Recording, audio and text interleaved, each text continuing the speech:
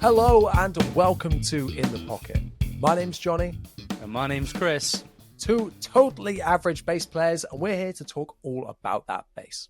As well as answering your questions at home, each week we take a look at the latest news, maybe break down some tones, all to give you the lowdown on the low end. Now, ladies and gentlemen, let me tell you, today's guest is a stadium-stomping cowboy boot connoisseur that has a particular talent for tones. It's the touring bass player for Corey Kent, founder of Backburner pedals. It's the big booty Judy himself, Jordan Ray Landers. Oh, thank you, dude. That was awesome. Probably the best intro I think I've ever heard for me. Do you not have that every night on stage? No, usually it's here's some white guy. Here's this asshole on bass. That's your Instagram handle, isn't it, Chris? Yeah. It may as well be. I might change it. That asshole on bass.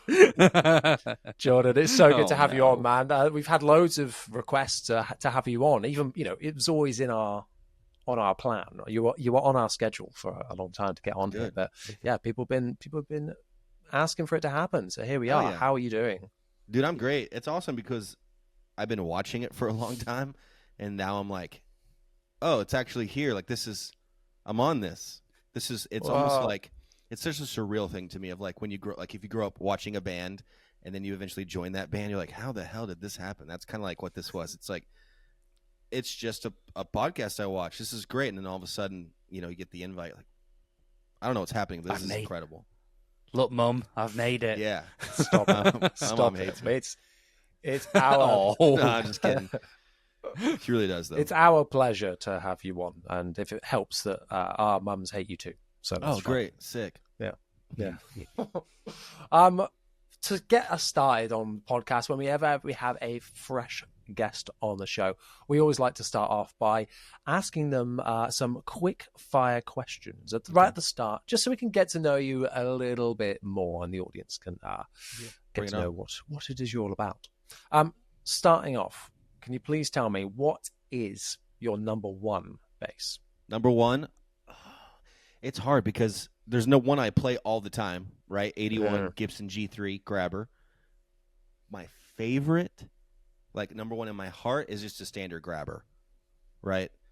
P-bass on steroids. It's just something so magical about the grabber. And if I had to pick one, obviously standard grabber. But the G3 is just doing so much for me right now, tone-wise. I'm running in BEAD.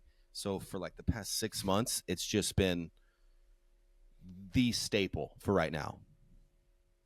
So can we just say grabber solid. In general? Just kind of... Yeah, we can do grabber in general. I hardly know the difference between all of them anyway, so we can do that if you like. Deal. I will take that. Listeners of the show will probably know I am also a G3 fanboy, and loved that bass ever since seeing Jeremy Davis from Paramore having one. And I was like, what is that? And that album tone just sounds so good. And he used that. And I was like, damn, I need one now. Yeah. So I think that is an excellent choice. I'm very jealous. Your grabber, that you've got, so not the G3, just the grabber. Is it pink? It is. Yeah, I call it a Pepto Basemall. Because I wanted a shell pink. They don't make them in shell pink, and the natural color of them, obviously, it's just too tabletop-y to me. It looks like someone just plucked it off someone's dining room table. And shell pink, I've always wanted one, so it was chipping really bad. Why not? So it's just absolutely more me. It looks good, sounds good, and if I sound like shit, you can at least like the look of it. It's a good flex as well, because we see on your Instagram like you're rocking the shell pink like G3, you got the shorts on and the cowboy boots. Yeah. It's like, what are you going to do? What are you going to do? And then the katana comes out and you're like, katana. Even better. Jeez, this guy knows what he's doing. Okay. No, I don't. Nice. No idea. The next one. We'll soon unravel that in this podcast. Don't worry. The next one is, you might be able to weave some of that into here, is describe your bass playing in 3 words. In 3 words? Oh, man. First I go with aggressive because subtle playing when you need to, but really I dig in with the right hand. It's super aggressive. Pick or fingers, doesn't matter. describe it. I go melodic. I love to follow like counter melodies. Not that the riffs themselves I write are melodic, but that they accent the melodies of other instruments. And then a big word I use all the time, intentional. I don't like to play anything that's not like, it's like, that sounds cool, I guess, but like, no, there's a space here. I'm going to fill it intentionally with this riff. So yeah, aggressive, melodic, intentional. Does that work? I think that works. Intentionally aggressive. Fantastic. Yeah. Yeah, I totally know what you mean. Can you explain a little bit more about your reasoning for melodic? Like when you say like going against kind of the melody there. What do you mean by that? Yeah, so like if a vocal melody is there's a vocal line that or a guitar line that it's especially in praise and worship, right? It's kind of written around a melody, whether it's a guitar lead or just a simple vocal line. Instead of doing what I used to do, which is not play and just sit back in the mix and hold the rhythm, then you get to a point where you're like, I can play anything. And as I started listening back, you realize like that melody is super prominent, and what I'm playing underneath it is just super distracting. So the best of both worlds from what I'm finding is I want to play something here because it needs something, but I don't want to distract from the melody. So if you take what the melody does and just do maybe like a counter melody or a harmony of what the actual melody is, it's super tasteful. It does accent the vocal line or the guitar lead line, whatever it is, and it kind of lets you show out without being distracting. And I tend to without even thinking about it, I'll do that. It's awesome. That makes so much sense. We used to do that quite a lot in my old originals band without realizing or like without doing it intentionally. Because the singer was a guitarist as well, and bless him, he was great at doing both, but doing them together, sometimes he'd be like, I can't play that because I'm singing. And so his vocals would often follow what he's doing on the guitar quite a lot. And so sometimes he would end up harmonizing with himself a bit or doing like those kind of melodies. Yeah. So I see what you mean. And that makes sense, to do something interesting, but complements whilst enhancing. Exactly. Amazing. And the last question for you, good sir, is why did you pick up the bass?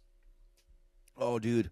So in the U.S., when you hit 6th grade, you have to do choir, orchestra, or band. They make you choose one, and you have to do it for like 2 years.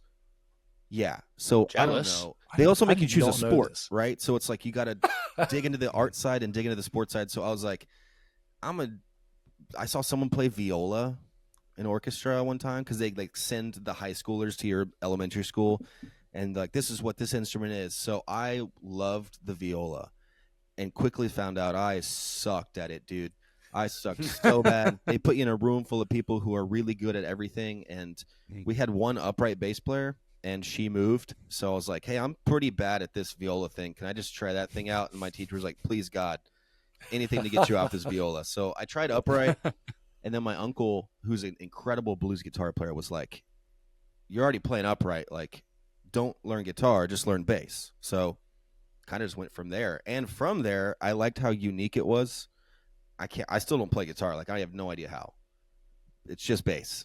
So I don't know. I kind of attached to it of being different, but needed. And that was it, man. Took it from like age 13. Now I'm 33 and just kept going with it. Bass was in his blood, from day one. I can see your upright behind you. That bad boy? Yes, Ooh. That bad boy. Jeez. Yeah. Do you still use it? Still play? I do for like recordings and stuff. I don't take it on the road because obviously you get beat to shit. I don't like to use it with the bow really anymore. It's a lot of like, what kind of strip set can I use with this? I barely use it live. Like I said, it's mainly for recording and if you want that specific upright sound. Aesthetically, it looks great in this room because it's just all white. It's a piece of shit. Like it's a $400 upright. I'm not paying for some $4,000. That's not my thing, right? But I can do it, so why not have it? But it's very minimal. I'd say 5% of the stuff I do is on that upright. That's so funny because I've always said like, I'd love one day. Never played one before. I'm like, I'd love one day just to sit in the corner. Mm-hmm. Like, yes, I am a pro musician. Look at that. Doesn't do anything for me. Like the idea of playing one just like fills me with dread. And then, like, don't get me wrong, it looks cool, but that's like where it ends for me. I don't know. Like, maybe might be different for me because it's like, I told you this last week, Jordan. It's like I was a guitarist, and then in my 20s moved over. But it's the same. The story is the same. It's like everyone we talk to who's a bassist kind of just became a bassist. Like, it's like you didn't, even though you were on the viola for a little bit, you still started somewhere else and then drifted into the bass territory. Absolutely. And then I did that too. It was like I was a guitarist, and then someone just needed a bassist for a one-off. I did the one-off, and then another person went, I saw you playing bass, we need a bass player. And then the one-off started being more regular than the original thing. And it's still a drift. It's crazy how everyone is like that. It is, unless you have someone like your uncle that plays bass and he makes you play bass specifically. It's funny that you told me that because I don't picture you as a guitar player. I've only known you as a bass player, and you don't play bass like a guitar player. So when you said that, I was like, oh, shit, well, it's two different people. And it's amazing that you can still do both but not sound like a guitar player. But it's funny, though, because I don't mentally separate the two either, I've noticed, because I've got some guitar work coming up. So I've been revisiting that instrument more and more and more and more and more to get used to it. And I've noticed when I sit down, I don't go, you are now a guitar player. And then I take it off, I put the bass in and go, you are now a bass player. It's just, I'm still thinking about the songs in the same way. I just happen to be playing like a different part. Yeah.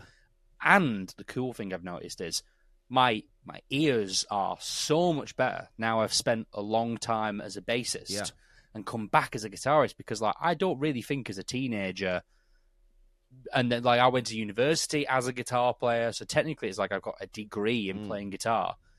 But I don't really ever remember actively like paying attention to a kick drum ever.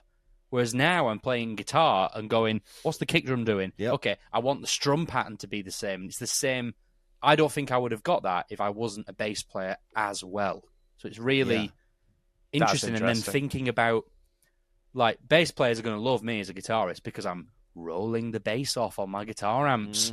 Going, oh, you know what? I'm going to make room for the bass player. And I'm like moving things and like, can I have more bass in the monitors, please? Yeah, hi, can I have more bass? You sound great. God, can I play bass in the band that you're doing guitar in, please? Yes, you can. Yes, you can.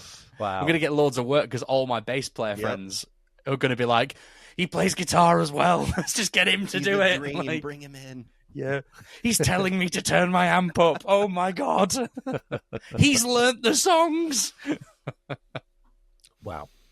Fantastic. Well, yes. Shall we, as well as learning the songs, learn these questions, Chris? I hope you've learned them. Have you got them? I've learnt the questions. I've charted the questions. Fantastic. The sight reading them. Nashville number system, question 1. That's the route for all of those of you at home. Jordan Ray Landers, question 1. Do you own a piece of gear that has a major design flaw? A major design flaw. Yeah, but you still love it anyway. All of them. All of them to me. Like, none of them are perfect, right? My G3 neck is like a chunk of wood. It's not super skinny. The Thunderbird Helen neck dive, right? The grabber itself is super thin, but there's no body cut out, so by the time I'm done playing the show, my entire torso is just caked in sweat. Oh, yeah, and I bet you've got the line of the bass. Yeah. Digging into your ribcage as well. Yeah. Yeah, dude. The katana's like, the katana's so weird because it's a P bass, right? But the body is so strange. It's not, when you're playing a P bass, you feel the resonance on your body. The katana, you don't. You're like, is this even, it feels like a toy. So you have to trick yourself. I have to trick myself every time I play it of like, no, this sounds like normal. It just feels so strange. And it has neck dive and the cutout's weird. Like none of them are perfect. And I feel like, to me, I don't give a shit. But a lot of people, of course, you just like Johnny, you said earlier, like, oh, what's the neck dive? How much does it weigh? It's like a lot of that is super important to some people. They're not going to buy a bass that has a neck dive for some reason. I don't care. every bass to me, unless I get a custom-made one, is going to have some sort of flaw that I don't like because it's not made for me. Yeah.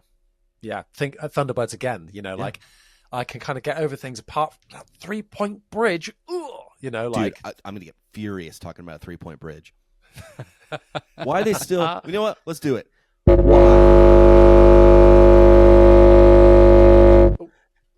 Johnny, what did you do then? What's that? Those watching. You're making me look at one? Bridge. Yes. Take it all in, damn it. Johnny, I don't know what you did, but we just had the loudest noise ever. That was crazy. Oh, really? Did you hear that as well? Oh, Jordan? absolutely. I think it was God. He was warning us that we're about to see a 3-point bridge. Leave it out. Leave it out. It might have been me hitting my lampshade. Although that didn't make. I think that it was. much noise. It sounded like a jack cable was getting as violently assaulted. It was But the end time. we're leaving it in. We're leaving it in. Yeah. Let's see if it happens again when I Let's put it pull back. that up again and let's break down that bass tone. Yeah, Jamie, pull that up. Dude, how do you do it? How do you do the 3-point bridge? I don't get it. Talk to me. Even Talk to me changing about this strings on 3-point it, I bridge. just get so mad. It's Look at so that. bad. Does that have a 3-point bridge too? No, this doesn't. So this is an example does. where a vintagey looking bass where they very much could have done a 3-point bridge, and I was like, Tell thank the listeners Lord. what they are Yes. looking at. Oh, yes, sorry. And if you aren't already watching this on YouTube, you can head over to youtube.com/in the pocket. Please stop listening to this podcast. Yes, Please yeah, start watching God. it instead. We had a lot of mental health difficulties making it look this good. Yeah. I suffered. This is a vintage Revo, so it's an affordable £450 Nice. short scale, all mahogany. Stealing that off you when I come around next week. 100%. It's kind of based on an old vintage Ibanez, apparently. I didn't know that, but yeah. It's got this kind of big bridge on it, but it's a vintage style bass, and they could have very much gone, yep, that's got to have the 3-pointer on there. Yep. But they didn't. Yeah, but they didn't, which is they like, didn't. that's the best thing about like modern stuff, but vintage inspired. It's like, it's all of the cool bits of vintage. I don't know why I have a pen in my hand.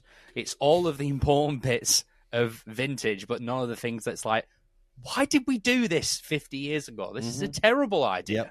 Yep. And then there's the P bass, just And then there's the Leo Fender is sat somewhere going, yep, nailed that. Yep. That was easy, wasn't You're it? welcome. And then he did it again. 2 more times. 2 more times. For me, a big one, and we've discussed it a lot on this podcast, is pedals with trim pots on the inside. Oh, no. No. Jordan, if you think you're I angry. Oh, my God. This is where you tell me. This is where you tell me that the Big Booty Judy has like 10 trim pots on the inside. No, the Big Booty Judy is actually controlled by a Bluetooth app. That's right. But you can't, yeah. But the app has trim pots. You couldn't take the back off your phone case. It's all in code. Yeah. Yeah, I mean, as a pedal designer and producer, I'm sure you can kind of, unless you disagree, I'd be open I to totally have this agree. debate. I hate Oh, phew! Thank goodness. Plus, As I the words left over-muscle my lips. everything. So when I go to adjust it, I just crank the shit and break it.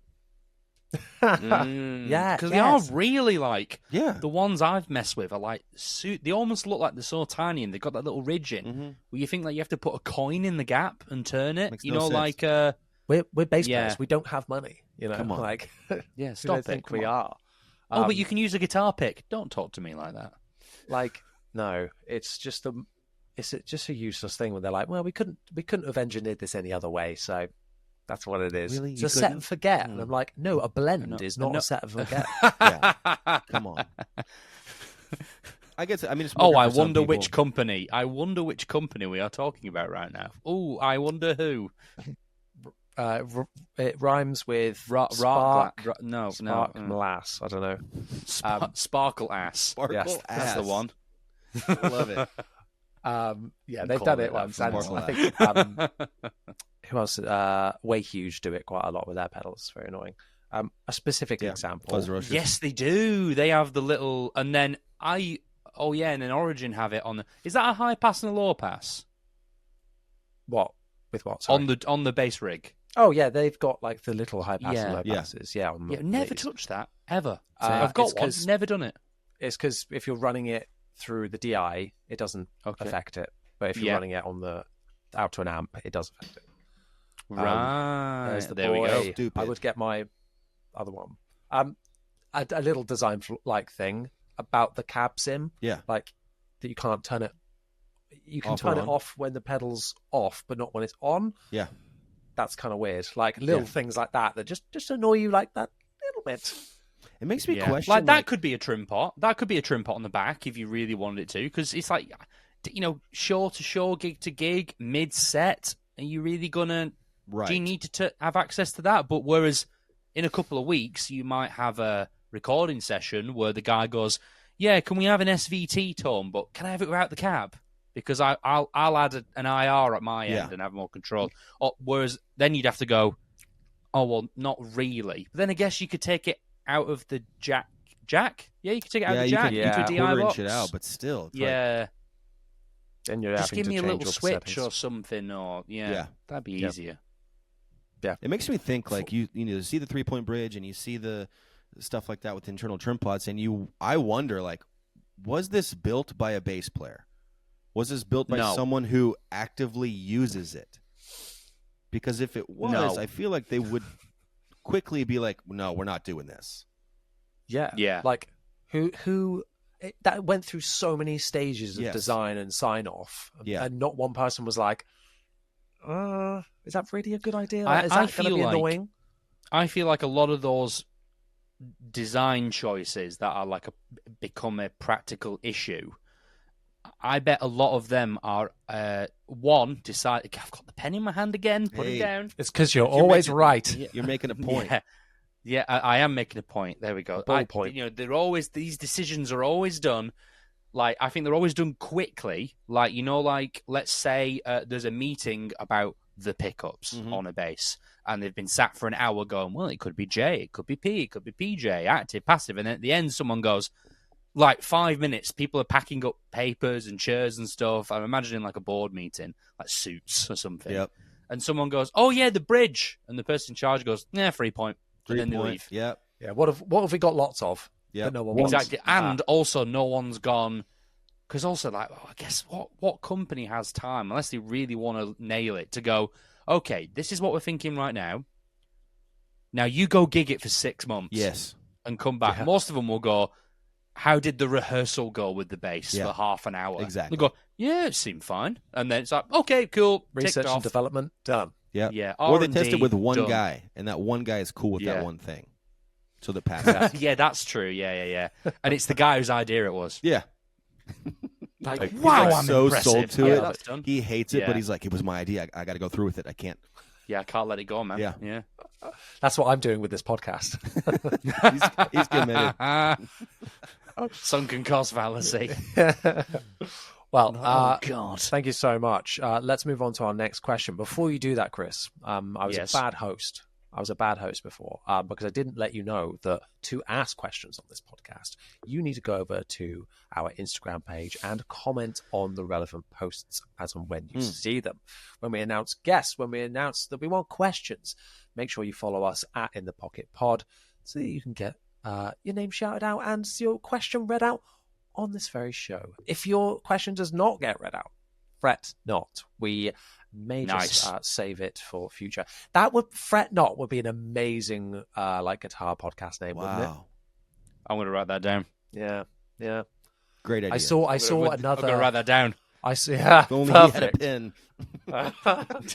Shit! And then he turned into that Ryan Gosling gif from Blade Runner, where he's like, God damn it! I also liked, Johnny, while you were saying about how to submit questions, Jordan was like nodding along.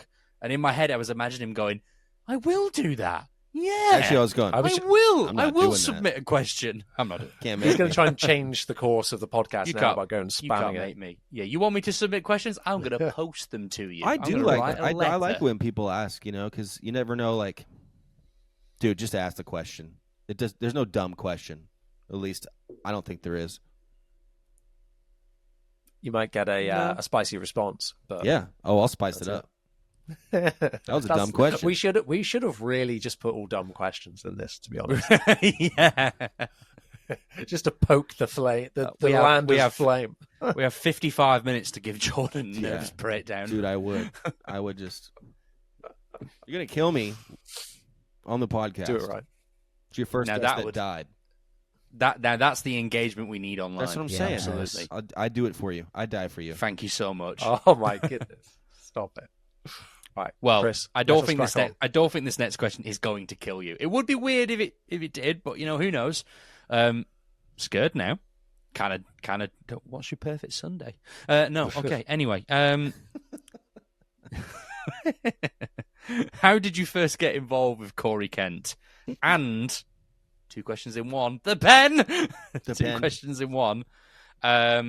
What is it like playing shows of that scale? Like, give us the nitty gritty day to day of what you do when you're on these stadium runs. Yeah, I will say. So to answer the first one, how do I get connected with Corey? My wife has been like on my ass in a great way for years to be like, dude, social media, invest in it. Like, you got some things to offer. And of course, I don't know if you guys are like this. I'm like, I ain't got shit to offer. Like, I play bass. That's about it. Everyone knows everything that I know. And then finally, I was just like, you know what? Let's try this thing. We moved from Los Angeles to Tulsa, Oklahoma. I didn't do anything for like a year. Obviously, I was working, but it's like, I got the time. Let's push some money into this, put some time into this. And some of my reels just kind of popped off, which was awesome.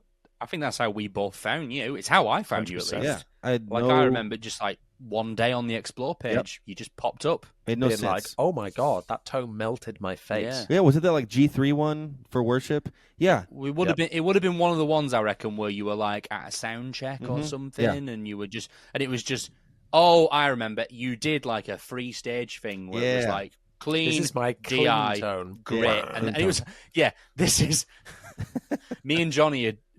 Podcast merch might be a thing, and one quote I am writing down is, "This is my clean tone." This is my clean tone. Yeah, dude, it was stuff like that. I just was like, I don't even know what to film, so I wanted to film those church rehearsals and see if anything came out of it. I posted little clips like that, and a couple of them popped off, which is awesome, right? I had no idea. It is always fun when that happens. Yeah, and through that, I found like this whole community of bass players who like. Honestly, it was kind of like the Matrix. It's like, what if you threw a 3 under that 1? So now it's a 1/3, and people are like, "What? You can do that?" And I was like, "Yeah, everyone knows that." And they're like, "Nobody knows that." Most people. It's like little shit like that. It was like starting educating people, and so my Instagram just kept growing and growing, which is awesome. And through that, the drummer who was the MD at the time for Corey, his name's Dace, he had found me through Instagram. So he just was like, hey, your stuff's been popping up on my Instagram. I kind of did a deep dive. I saw you're close to us because they're about an hour and a half from us. And he was like, we needed this fill-in at the end of the year if you're interested in this, which is country. And God's crazy because like, he always, anytime I do something with like bass, he makes me do things that are wildly out of my comfort zone. So like when I started playing at Mosaic Church in Los Angeles, they made me do synth bass. And I'd never played synth bass in my entire life. And then with Corey, like I started playing with Corey, and it's country, something I never played before. And then I had to use a 5-string. And wildly uncomfortable on a 5-string. So I don't know, dude. It's just the Instagram kind of blew up. Got connected with Corey that way. It was for 3 fill-in dates at the end of the year. That's all it was. And then the 3 dates got over. I was like, that was awesome. And the drummer, Dace, was like, well, our bass player's actually leaving. That was an audition. Oh, yeah. Like, are you joking? He's like, I didn't want to tell you because I didn't want you to get too in your head about it. But Incredible. He's like, you crushed it, and we'd love for you to kind of come alongside this full time and see what happens. And I thought it was just a fill-in gig, which looking back, I probably would have way overthought it. Right. So yeah. Oh yeah. I would have. Yeah, 100%. absolutely. Like if I got told it was like perfect. Yeah, it was like, if it's just a dep thing, like, you know, like, because you say sub in America, don't you? It's like, I'm subbing for a gig. Yeah. Which makes, we say that in sports, like substitute. Oh, well, you call it's called dep. It's called depping in the UK. Depping? Like, depping. DEPP, like, as in Johnny Depp. Oh, wow. I don't think it's named after him. Probably not. Would be funny if it was. You go to like Berkeley or something. It's like, the term Johnny Depp verb to stand in for. No. I think if it was a Depp gig, I'd be like, yeah, I got the songs down. Like, I'd be chill. I'd have a nice, fun time. Blah blah blah. And then that could be like, oh yeah, got the gig. Whereas if it was like, yeah, it's an audition and it's free shows, I would be like, yeah, exactly. Like, wouldn't sleep for 6 months, just like, yeah. And that's kind of where the whole like boots and shorts thing came from. It was kind of a joke because like I'm not from that country world. I was just trying to be myself. I'm not going to be here. I'm only here for 3 shows. So if you hate it, whatever. And it kind of ended up being a thing, which was cool, I guess. But that speaks volumes to like kind of like, I think you're a very authentic person online, as in what you post, what you say, when we talk to you, all that kind of stuff. It's all one coherent image because it is just who you are. Yeah. Like, there's so many people out there who, like, who they are off stage is not who they are on stage. Who they are on stage is not who they are online. And, like, vice versa. And it's like, that can be either exhausting for the person and they're going to burn themselves out because they're pretending to be someone else. There's a phrase where... I think it's like, excuse me, it's like when you receive a compliment when you're trying to be someone else, you don't get the compliment. The person you were trying to be gets the compliment. It doesn't land because it's not genuine. Like, if I'm trying to be someone I'm not, and then someone says something nice, it's like, that's not going to lift me up because it's not who I am. So you get that part, and then the other side of that is, I think people could perceive that I'm trying to act like this, and then I'm trying to act like that, and then I'm trying to act like this as, like, disingenuous. And it will have a negative connotation of kind of like, this person's pretty fake. Like, this person's pretty two-faced. Maybe they're not a nice person. Maybe we don't work with them. When it was never that. You were just trying to be the cool guy on stage when you're not off stage. Right. I'm just trying to be me, man. And growing up in America, everyone's a Christian, right? Like, it was never like, do you believe in Jesus? It was like, what church do you go to? Because it's just assumed it's Texas, you know? So at that time, it was like, you had to be school you, and then church you, and then family you. And there were so many versions of me that I was like, I hit like 20, and I was like, fuck this. Like, I'm just going to be myself. And if people don't like it, then fuck them. Like, that's just who I am. And it just has that authentic, like, just that authenticity has just, I'm unapologetic. That's who I am. And it has something about it. People they accept it. Even if they don't care for it, they're like, he's just being himself. And it's kind of like bullying. Like, if you're just confident in who you are, the boots and shorts thing, people like were like, you can't wear that. Like, people are going to make fun of you. It's like, I don't give a shit. Like, let them make fun of you. Own it. And then you own it, and they're like, fuck yeah, I'm going to do that. And you're like, sick, you know? Just be yourself, man. Yeah, and it's so funny. Like, I totally know what you mean. And with, talking about religion slightly here, it's meant to be such an accepting place. And my thought is that, that if, regardless of your thoughts or beliefs, like, everyone should be accepted within this because you're believing in one thing together, and people get different things out of that. It's not everyone's cut out the same cloth. This is the type of person that can come to church and do this, and like, that's when I see people responding to you saying like, well, what's your opinion about cursing as a Christian? And you're like, fuck it, this is me, and this is how I was intended, or I present myself, and absolutely, and that's fine. It doesn't make me a bad person. Just makes me me. Yeah. Keep doing it, man. Keep being you. Dude, the second half of that question, what is it like playing those shows? It's relaxing. Like, I thought it would be balls crazy because you're used to just rolling up in a 15-passenger van, unloading all your shit. You're super sweaty. You don't get a sound check, and then you play your heart out. But this stuff, it's like, everything is structured to a T, and you get like in a camp like Corey's, or we're direct support right now for an artist named Parker McCollum, and his team is everything is like every T, every I is dotted. It's perfect. Their production team. So I don't know if you guys have it over there. There's this app called Master Tour, and it's basically there's similar ones. There's one called Tourbook. Okay, that gets used in the UK a lot, but I imagine it's probably the exact same thing. It's everything's laid out. I know what time sound check is. I know how long sound check is. There's catering. There's this. So really, all I have to worry about is myself, and it's awesome. And of course, getting to play 20,000 people who know your songs, that's incredible. I'm not the guy. I never wanted to be the guy. Corey Kent or whoever it is. Like, I just love being me behind that guy.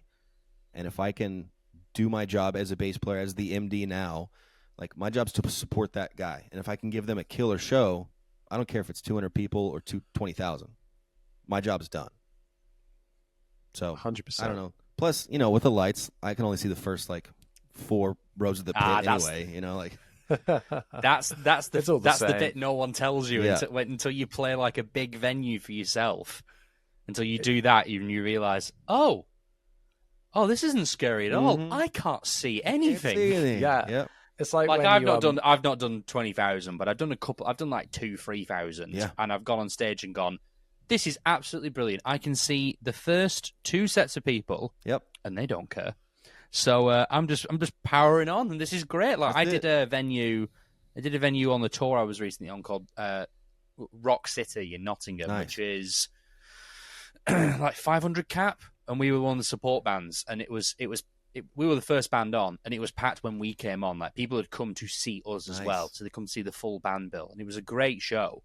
But I had our singer had never played a venue of that size, and she was like, I'm really nervous. Like, there's loads of people. I can see the balcony. The venues always look so much bigger when there's no one in them as well. They just look like these huge caves, these huge chasms. And I said to her, like, trust me, you're going to be more nervous you were more nervous for yesterday's gig, which was like a 150 cap room, like a basement show. This one, you'll be fine. She's like, no, it doesn't make any sense. There's like 500 people here. There's this. Trust me. And we got off stage, and she was like, that was brilliant. I couldn't see anything. Yeah. Like, I had friends who'd came, and they were like 5 meters past the barrier, like 5 meters back. And they were like, we were waving. Were you waving? We were waving at you. And I was like, I'm sure you were, but I couldn't see you. Couldn't see you. Yeah. Exactly. Sorry. Thanks for coming. With big festivals as well, sometimes you're so set far back from the crowd, and you don't realize until you're up there. You're like, yeah. And these tiny little ant people. And even outdoors in the daytime, the crowd merges into this like big thing, this big entity, and you stop seeing like the individual faces, and you just see like the whole thing. Yeah. And that is weirdly like more comfortable, because it's always like the gigs to like 35 people are always way harder, because you can see each person. You can have an emotional response and react to every single person. So that one guy who's not enjoying it is 1 out of 35, whereas that one person in a 20,000 arena, it's like, I didn't even know you were there. Yeah. No offense. Thanks for coming, Dad, but I didn't even notice. Finally. It's the same thing. I mean, my plan is to I remember when I was 14 and I went to see Atreyu, and the bass player was like insane crowd engagement, and I just remember I remember that show because he had sounds so dumb, he given me a high five, and I remember that experience for the rest of my life. I couldn't tell you how the show sounded or if the show was any good, but I had a moment with that guy.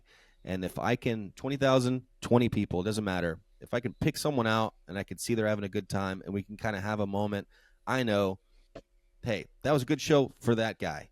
And that's great. He's going to have that moment for the rest of his life.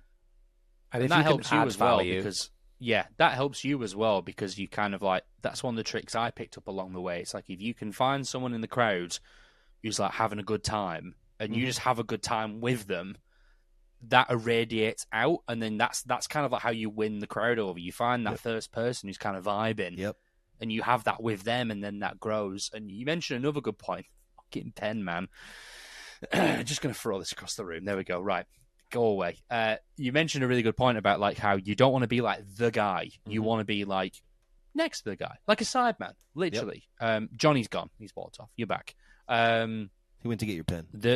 He's come to get my pen. Oh, thanks, got mate. it. Oh my god! Wow.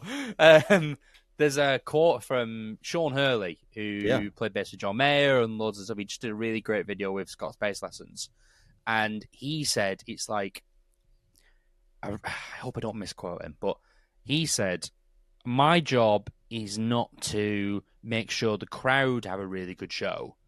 My job is to make sure the other guys on stage have a really good show, and then they will give the crowd a really good show. Absolutely. And I half agree, because I also think my job, to an extent, is that your job is to make sure the crowd have a good show. But by you helping ensure, like if you help make sure your drummer has the best gig of the week, he's going to then make the keyboard player have the best gig. Absolutely. Then the guitarist is going to have the best gig. Yes. And that's all going to run forward and give the singer, like the singer will be sat there going, my band is on fire tonight. Yep. I feel great. My favourite moments of playing live are when you interact with each other on stage, you know, and you have those little moments together. Yeah. And you pull the screwed up face, you know, and like when you're like like you just completely contort your face. Yeah, like you said, it bleeds through to the audience. Yeah. I consider myself in my band.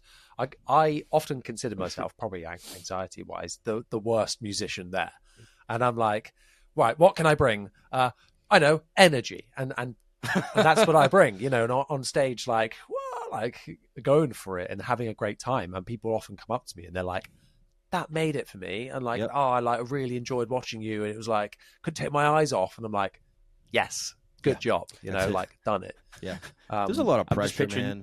But like realistically, and yes, you want to be a professional. I just remember one time, it was like 10 years ago. I was teching for this band, and they sold out shows, probably 15,000 people there. And for some reason, the front of house guy didn't run a DI line out to the bass cab, so there was no bass the entire set.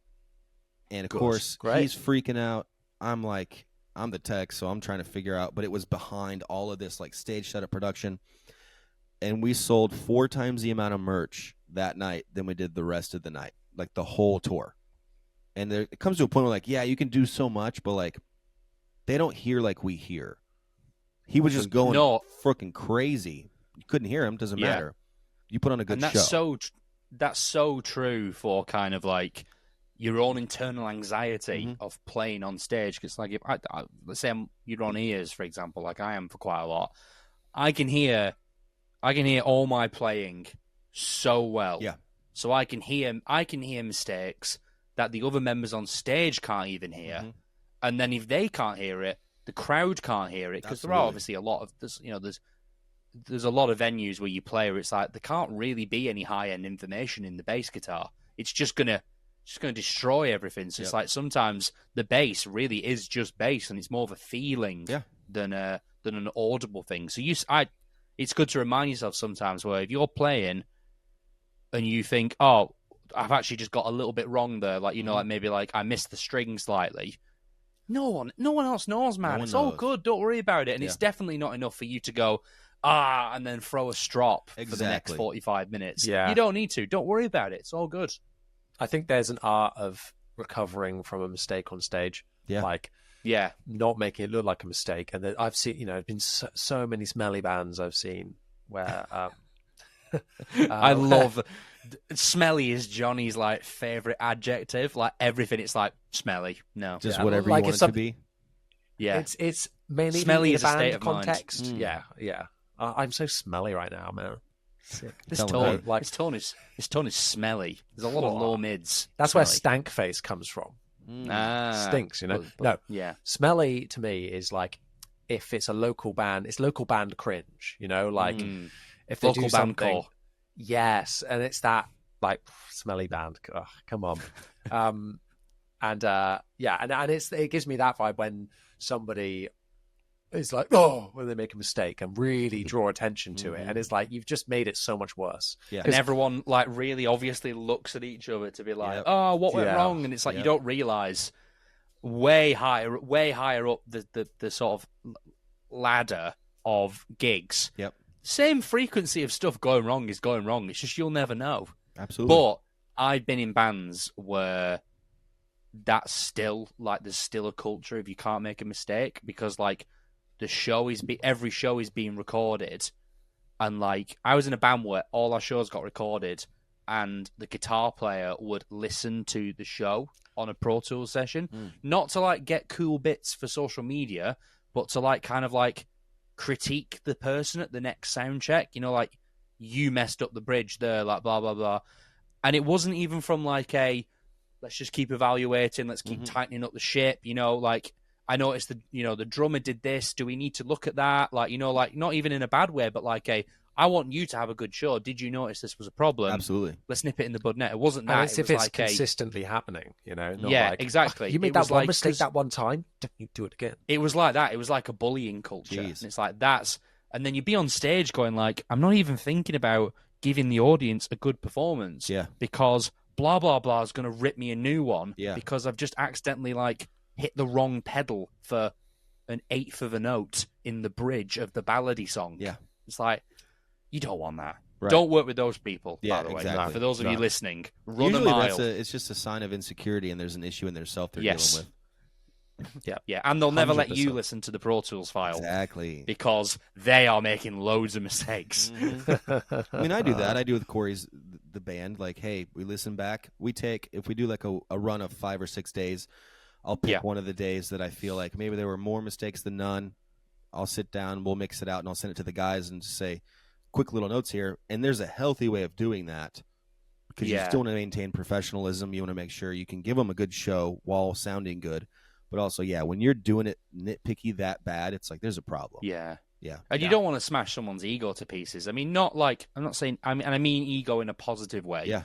Like, the last thing you want is you don't want like a drummer who's a great drummer and a great performer and they hit really hard and it's brilliant. You don't want to say something to them because you delivered it they'll hit wrong. you really hard. Because they'll hit you really hard. And now because you've delivered that information in like a really unhealthy way, like, you know, it's like a shitty power trip or something like that, which you're the MD, like, you know, someone in your position could be a dick. Oh, quite absolutely. Easily. And we see it. I bet you do. And then that drummer then is all of a sudden like hitting at like half the velocity and they're playing everything way too safe. And it's like, well, now the show's suffering now because the drummer's like bruised in a knot when it could have just been a little thing and they've gone, oh, yeah, my bad. You know what? Exactly. Just have to sound check. I'm just going to quickly look at that. Oh, my bad. I've got the accent and like a quarter note in the wrong place. Cool. Sorted. Never happens again. Yeah. 80% of a good band is the cohesion of the members and their absolutely. relationship. It's tough, you know? man, because you want, like, as a bass player, like a lot of bass players will come in and they'll just say, I just play bass. I'm just back here playing bass. But it's like you can bring so much more to that gig. And part of like what I try to bring is culture, right? And you've probably done it. You stepped into played it with another band, and their band culture is just extremely toxic. You're like, how do you even live in the same van together? That makes no sense. Culture, something I learned a long time ago, it's created, right, or it's allowed. So you either create this culture of toxicity, or if you're one of those guys that's like, I don't want to make waves, I just want to be here. It's like you're allowing that toxic culture to breed. So you have to get in there, and as long as you're on the same page, I want a healthy culture. We openly talk about things for the other person. And if you can bring that, and you want to talk about like how you get a gig, it's like, yeah, crush your parts. But when you come in with that mentality, everyone wants that guy on their gig because it's a good time, and you know it's going to be healthy. So if you do have a problem with that person, you know they're going to handle it in a healthy way. Yeah, it's awesome. And you're stuck with people. You're stuck with people, like especially on tour, like 24 hours a day. Exactly. Like there's no break, like at all. And it's like the being on stage, like the tour I did in February, our set was 25 minutes long with the first band on a free band bill. Yeah. So that's 25 minutes out of 24 hours. We traveled together. We all slept in the same hotel rooms. And so many people would overlook that, I think, on the way in. Not necessarily their fault. They just don't know. They would go, well, I've nailed the parts. And it's like, yeah, but you have no people skills. Exactly. You spent the past 7 years in your room. Yeah. Yeah. And that's honestly, that's a big fear I had after the pandemic, because I started, my channel and doing all this stuff in 2020, and all of a sudden was starting to feel like, to start taking off and doing better than I expected. And I was like, shit, people are looking at me for answers and for like for knowledge, and I feel like a fake because I'm just sat here in my bedroom like making videos. Like I'm not actually out there living and breathing it. I'm kind of losing that ability. So forced myself to get back out into bands when we could. But yeah, it's a crazy thing being a musician. There's so much more to it than just what's coming out your fingers. Shall we? Speaking of what's coming out of our fingers, I guess that makes sense. Only fingers. I thought that was going somewhere else then, but fair enough. I drew it back. I'm conserving myself. Let's move on to our next part of the show. It's probably my favourite part of the show when we have a guest on. It's been a while as well. We haven't done one with a guest for a while. It's gonna get weird. I know. This section is called Hope you've got your pen. We're taking notes, believe you me. For those of you listening at home, grab a pen and paper. This section is called That Tone You Own. It's where we ask our guests to bring along a tone that they consider to be their own. It might be just something they're enjoying right now, or something they just want to talk to us about. So, Jordan, we're going to actually talk about one of your reels where you present a tone to us, and I'd like you to give us some more context for it. So, Jordan, you have sent us one of your reels to check out. Yes. Your many glorious reels. We're going to have a listen to it now and, just bask in its glory. So here we go.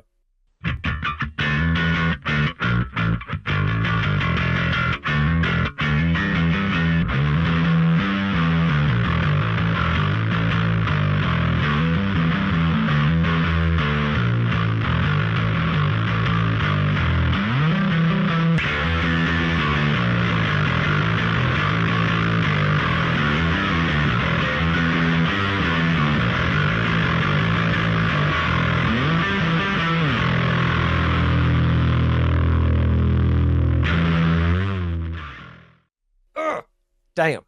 As expected, you've delivered the goods once more. That, beautiful tone that we've come to know and love from you. Talk us through. I mean, in this video, we can kind of see what we've got going on here on the board as you're describing it.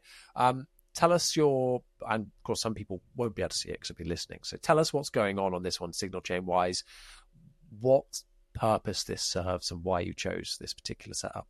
Yeah, so for me, there's obviously you got like your purists, right? They want like a vintage tone. And you got to have the origin bass rig, which is what I have in this video, as like a standard, pretty much treating it like an amp. So like if I were to plug into something, I would be using that preamp as an amp. I don't even consider that part of the pedal chain because I'm treating it like an amp. And then I have that, and then you have when I'm going into a DARLAH B7K, which is just I'm going to overdrive it. That, in my mind, is my first pedal, really. I mean, you have the Origin Effects bass rig.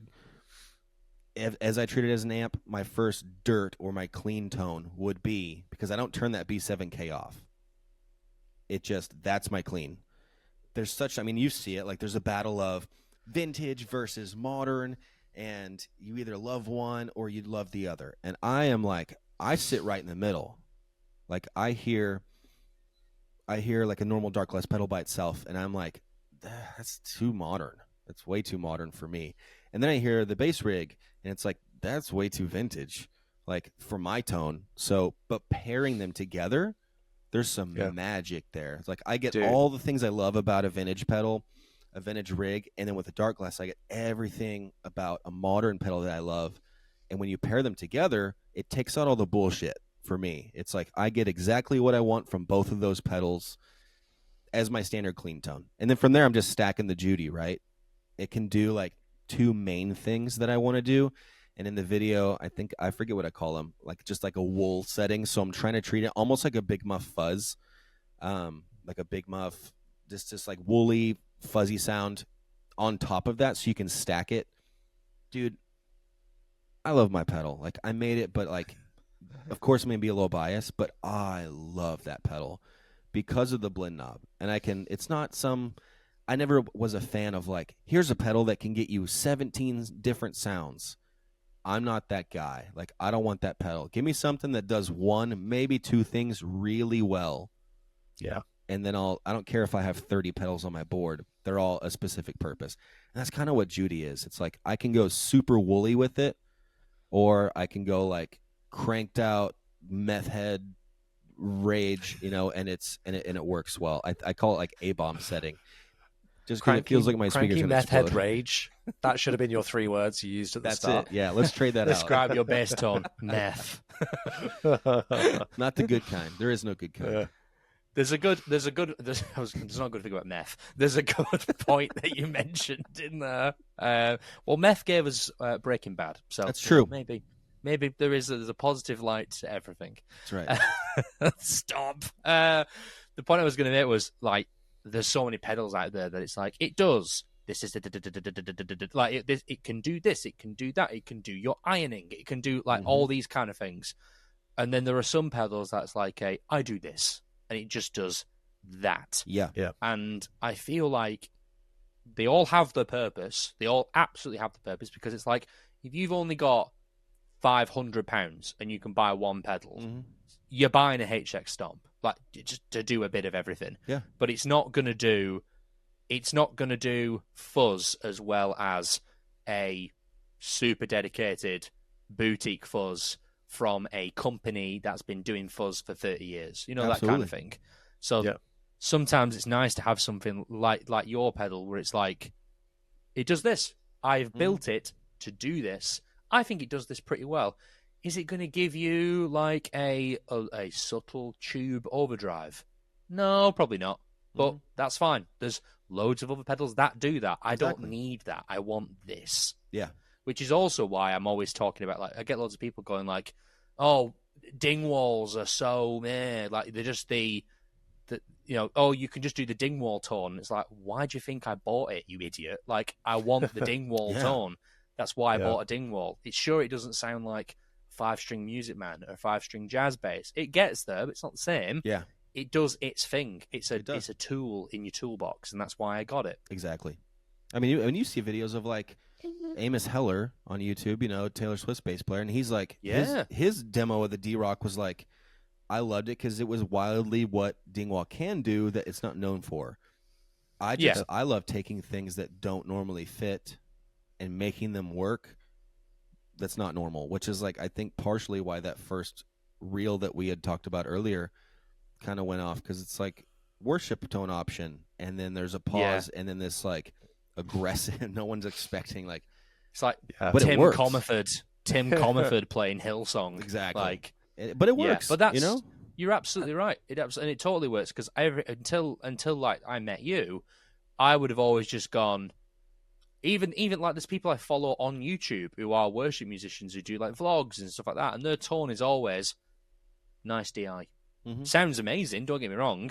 As nice DIs go, it sounds great. And then you came in with like a distorted amp tone with tons of aggression, like a post-hardcore sound. Yeah. Like, and it's like that's also why it probably did well online as well, because there would have been so many people going, "What is this? Yeah, where did this come from?" I think it has to complement your playing as well, though. Like those guys, a clean DI sounds great because they're probably light fingerstyle. Yeah. If you swap rigs, that ain't Dude, probably I isn't like going to sound shit great on a P bass with flats. I Right? sound like a Like- brand new player. It does not work for me at all. But And vice versa, that's- just like you said. sometimes what makes the tone, sound so good as well is when the player is working for them. When it, you have so much attack, and I kind of relate to you in that. That's why tone taste wise, I feel like quite similar. Because that's what you want, and it suits your playing style. It's crazy over here. Like it works. we had this era of music, right, where at the time Christian rock was a thing, but they also blended really well with bands that weren't Christian. So you had like Switchfoot and Reliant K, and then aggressive, then there was aggressive bands. Yeah. So you like had August like people Burns playing Red worship and stuff like that. and then people playing like emo, post-punk, rock, metal. It was a weird 5-6 years, 15, 16, Seosin, where everyone was like Yeah, but Christian, not Christian, I don't care. Just bring it in. Let's listen to it. And so the aggressive playing, everyone just separates it. They're like, well, it's church, so I have to play this specific way. It's like, dude, you take the August Burns Red playing style and you put it in a worship setting, it'll work. But no one thinks to, like, you can't cross those boundaries. And that's what I've come across on Instagram is like, nobody is thinking that they can do that. It's one or the other, and there's not even a thought of what if we took this and put it here. It's just they don't think about that, and then when you do it, everyone's like, "Oh shit, why didn't I think of that?" Yeah, it's like the micro synth pedal. Is it micro synth? Yeah, the synth pedal absolutely. you have. Micro synth. Like, I've never seen it used in that application before, and now I want one. You know, right? like it's so good. It's terrifying. Kind of using it for a full synth sound. Yeah. You just got to find and this is like, just find your own tone. Like, not even, you know what's funny is I saw Stray from the Path, like, years ago, and it was right at the time when, like, Tom, the guitar player, was doing that, like, weird shit with his guitar that was almost Tom Morello-like. Yeah, it was like a second coming of Tom Morello. Yeah, basically. And I got flipped up on the stage from the crowd, and I saw his guitar, his pedal board, and it was covered with just this sign that said, "Find your own fucking tone." And I was like, this is genius. Like, no one knows. I mean, it's not hard, but people just try to steal things. I mean, everything's recreated and regurgitated, but, like, find what you do and make that work. Because just like you said, Johnny, true. like, I'm not going to sound good on a P bass with flats. Like someone like Sean Hurley, that's bread and butter, right? Switch us. He's probably not going to sound that. I mean, he's Sean Hurley, so it'll sound great doing whatever. But like, it's not going to sound the same. So I'm going to lean into me as much as I can. And it's interesting in the country world. It's the same thing. You got a flats on an old '60s P bass going into a Noble DI, and then I show up with like 9 pedals and a Grabber G3, and people just don't know what to do with it. And then they hear it in the mix. They're like, "This sounds awesome." It's like, try something different. Be you. Yeah. But branch out. Just be versatile. Exactly. Worst case, if it doesn't work, just don't do it again. Like, it's fine. Yeah. Like, I just can't get along with fuzz. Love drive on bass. Yeah. Love driving stuff. On, like, the Quad Cortex, you can do multi-band stuff very easily because you can just split things. It's like, for me, it's like, I'm just going to throw a load of overdrive on everything above 800 hertz. It's like, bang. Sounds amazing. Like, but I can't get along with fuzz. And it's interesting what you were saying then about,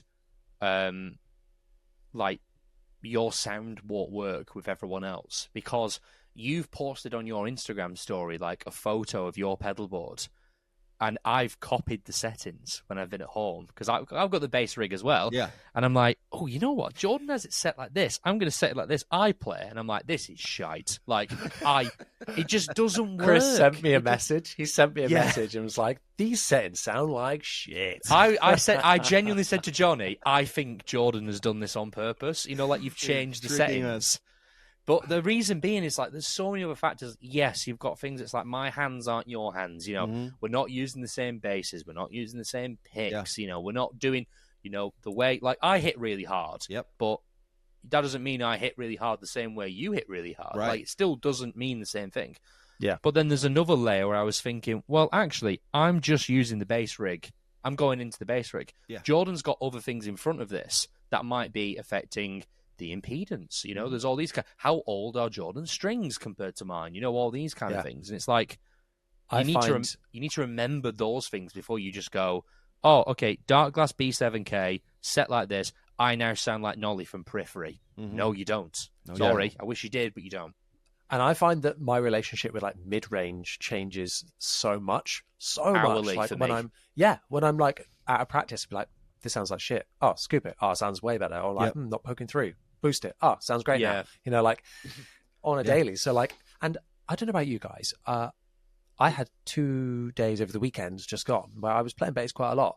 And the Saturday, I sounded like shit. And, like, everything I played sounded bad. Every bass I played, I felt sounded bad. And I was like, I'm not enjoying this. Came back the next day, amazing. Nothing else had changed. Nothing's changed. And I'm like, this sounds amazing. This pedal is amazing. These settings are brilliant, you know. And from day to day, that can kind of change. And It I totally don't have an changes. explanation for that. But the same thing, the shoe doesn't fit every day for everyone. Exactly. Yeah. Every bit of gear player.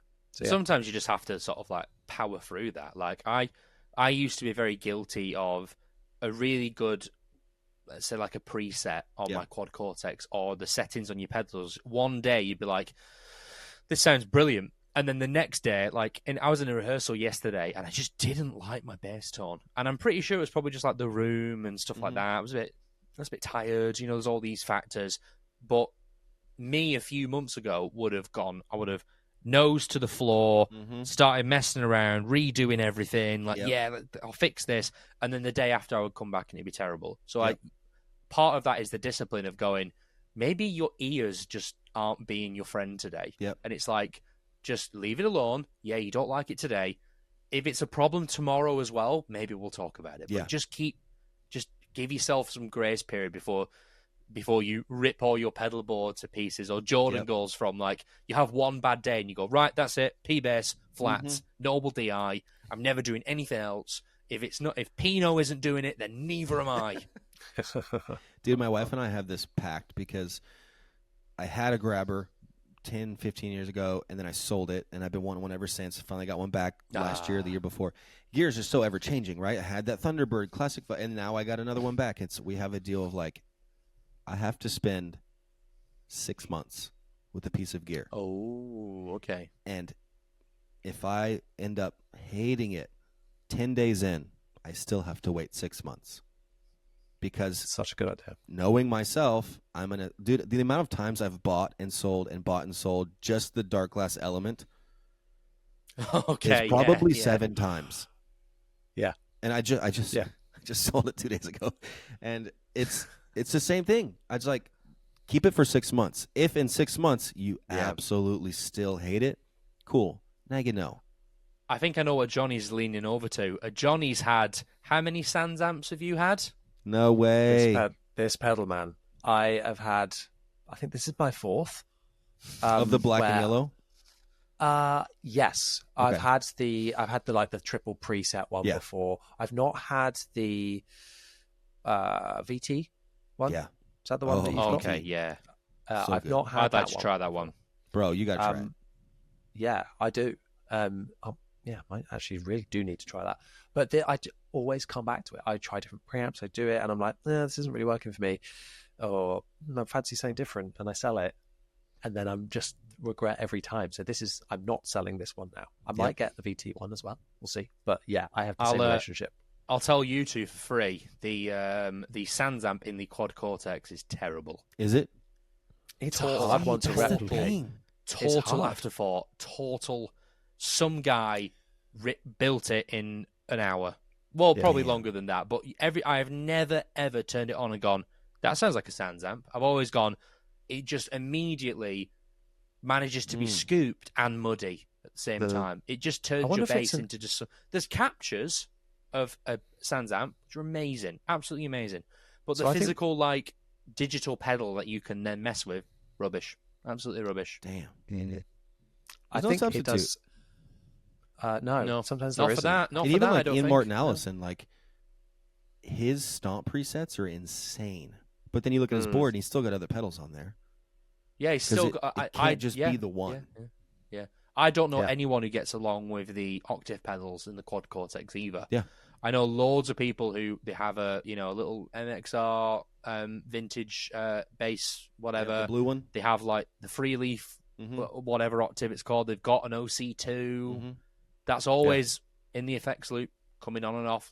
Even though it's got them, it's just people just don't get along with them. Yeah. But yeah, Ian's still got outboard compression and some sort of preamp or something at the end of the chain. To be fair, if you run anything into the back end of a Noble, I'd like to think it'll sound good. Right. I mean, this is a guy that knows nothing about how pedals work, etc. But I guess something's just more difficult to replicate digitally what they're doing. Yeah, than I'd in say the so. pedals themselves, that have that signature sound. That's why I think the the origins are quite impressive. How Absolutely. good they get to those real amps, and I think maybe that's where those Sans amps aren't working when they're not pushing. Well, I don't know, because the Quad Cortex ones sound real. No, Yeah, but this pedal sounds best when it's driving an amp. Yeah. Yeah. The it's just that, like the. I mean, I don't love the B3K and vintage microtubes in the Eva. Basically, as someone who plays guitar and bass, you can tell they sat with the guitar stuff a lot longer than they did with the bass stuff. Because every guitar amp you load up, like Roland Jazz Chorus, you load it up and go, that's a Roland Jazz Chorus. Yeah. That's the best Roland Jazz Chorus I've ever heard. Then you fire up like a PV5150 or a Mesa Boogie, and it's like, yep, that's instant Metallica. That's amazing. There it is. All the bass ones, like you've got like there's some high watt stuff in there. There's an SV. There's just an SVT, which I think is like the classic SVT. Yeah. There's a Mesa Boogie 400 Plus. Like they all sound like good, but you've got to sit there and go, do a little bit of EQing and a little bit of gain staging, and to kind of get them to kind of like really bloom and flourish as a sound. Yeah. It's almost like there's a gateway of entry, to get them to really cook. Whereas all the guitar stuff, as soon as you click it, you go Marshall Plexi, Marshall 4x12. You hit an A chord and go, best AC/DC sound I've ever heard. That's it. Done. Done. Yeah. It's frustrating. But thank God, there are companies that give a shit about bass now. Yay! A bit like the topic of our next conversation. Jordan, thank you so much for bringing that reel along. Sounds Absolutely. amazing as per. And a big part of that is the big booty Judy. It doesn't sound the same coming out of a British mouth. By the way, Big booty Judy. big booty Judy. Yeah. All the doesn't have accents to that say. hit it. Booty Judy. Yeah, that's the one. So now we want to talk a little bit about your company.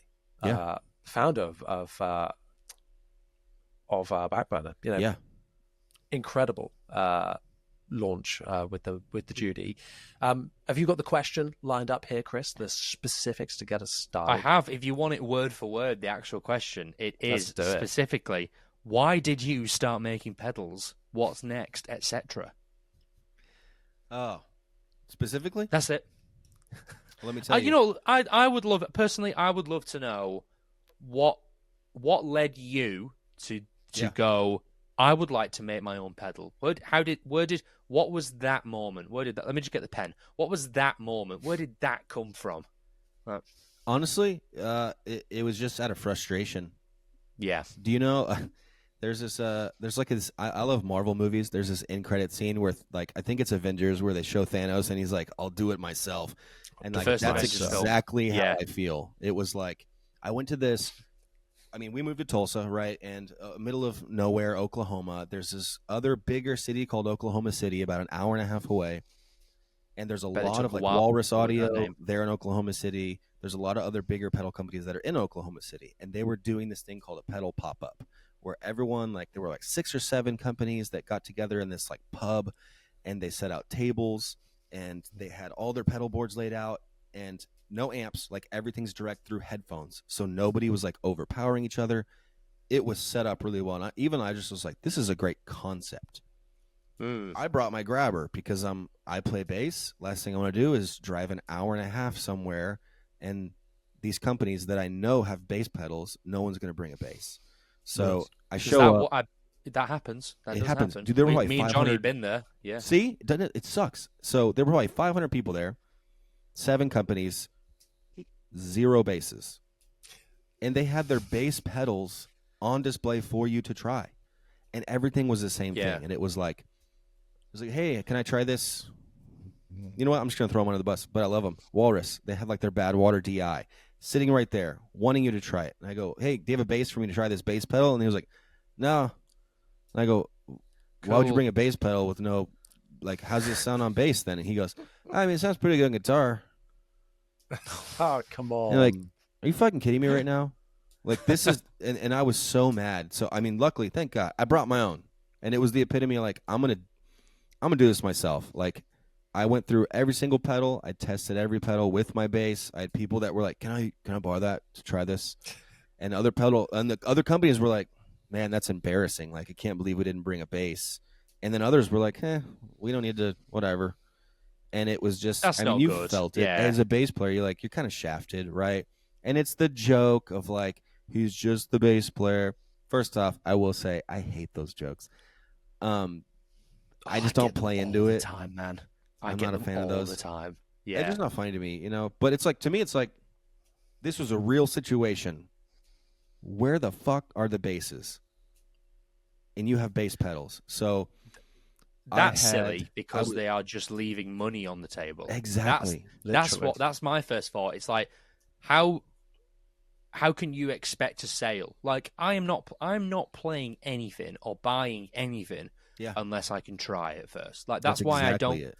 That's why I've never really bought anything that's like a boutique thing where I've got to like buy it and it's sent over to me because it's not been in my hand yet. I don't want to give you my money. Yes, exactly. Until it's been in my hand. That's why I don't buy basses online Chris, or anything like that. That's why, Chris, I had you as a guest on the podcast before you were a co-host, because you had to test needed to test drive you first. Absolutely. It was an audition. I didn't tell you. And then you got me, and then I depreciated heavily.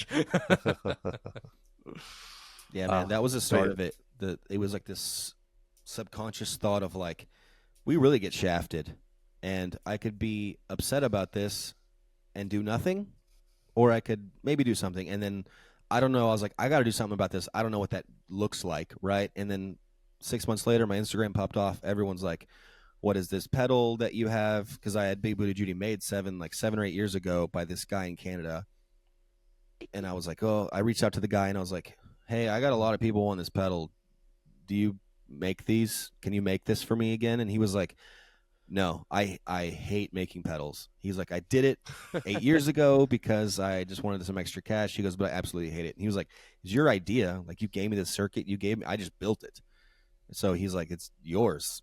So I was like, I'll do it myself. I'll be that guy. I'll be that company that, like, it's a bass company. And there are bass companies, right? Dark Glass.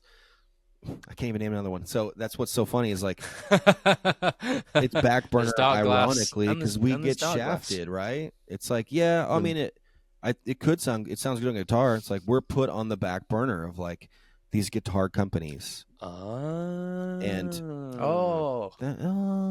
see what you did there. And it's the same thing. I mean, this is for bass players. And like, I've had people use, like, both our guitar players and Corey now, I gave them Big Booty Judy's, and they love them on guitar.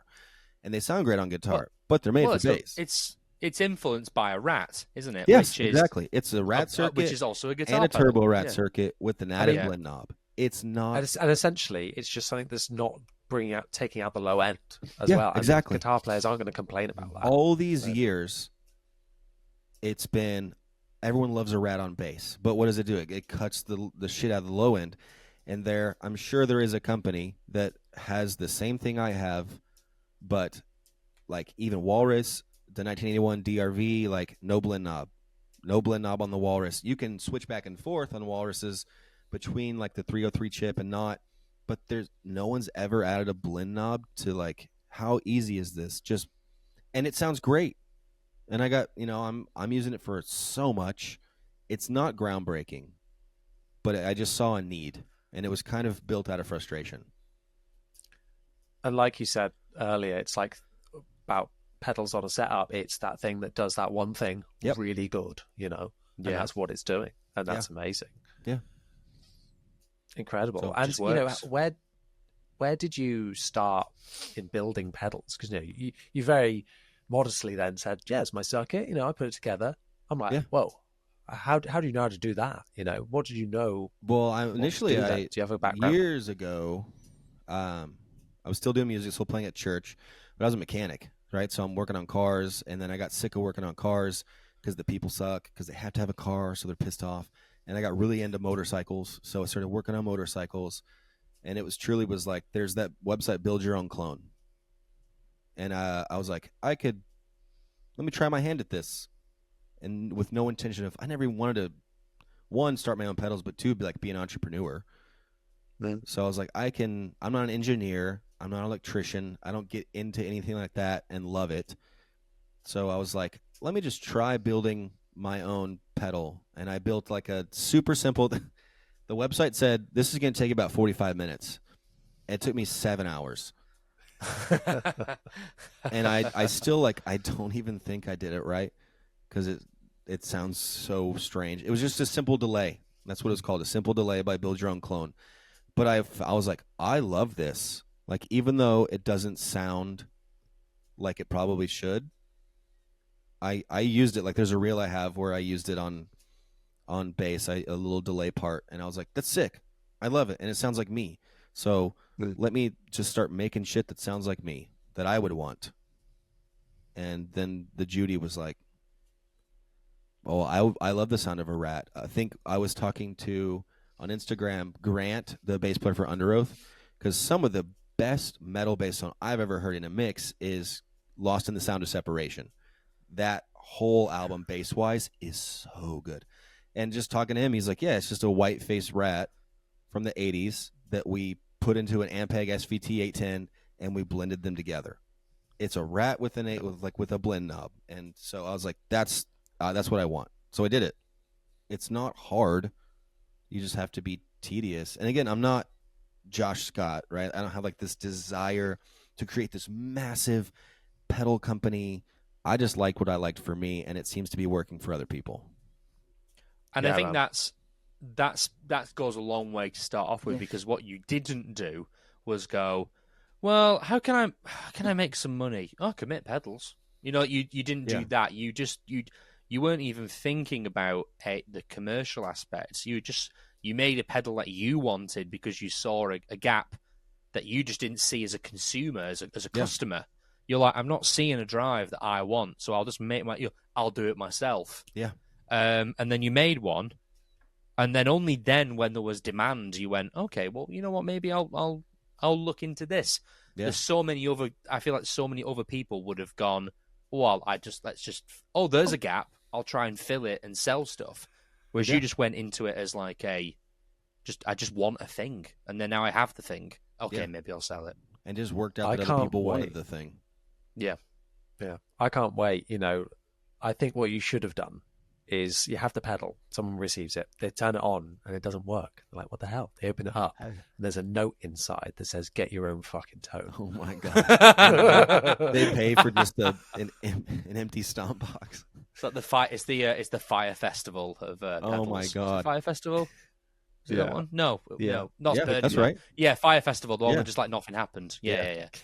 Dude, can you imagine? It just says tone is all in the hands. Tone's all in the hands. I had it all Fucking along. Idiot. Get fucked. Amazing. Well, before we talk about the future, what's to come next? If there is anything, you know, I want to know where the name came from. What's the origin story? What's the superhero origin? They're really, you know what? I was working in an auto shop, and I was, I think, 17, and it was run by this really aggressive Armenian guy, and pretty much every female that came in, they would walk out, and he'd be like, Big Booty Judy. Like, that's not even their name. It's just something he started calling all these women. Wow. I was like, I love a good alliteration. So I was like, this is incredible. I would never use it in this derogative term, but I'm going to back pocket that for something later. And it ended up just being like, with the blend knob, it keeps the low end. So the low end makes your tone fat. And who's fat? Judy. She got a dump truck. So let's just name it what it sounds like. So you're dump telling truck me effects would have been So amazing. you're telling me the pedal could have almost been called Tits McGee? Oh, absolutely. Actually, you want to talk about the future? No, that was my idea. I want 20%. Yeah. Wow, you get it. Wow. That would have to be some sort of like flanger. Tits McGee absolutely. flanger. Yeah. It's just a bagpipe. You don't play anything. You just turn it on. The fun bags. I wish I could play bagpipes. But anyway. Wow. Oh, wow. That was a good one. So what is dear. in store for the future for Backburner? He's just told us. Tits McGee, get ready.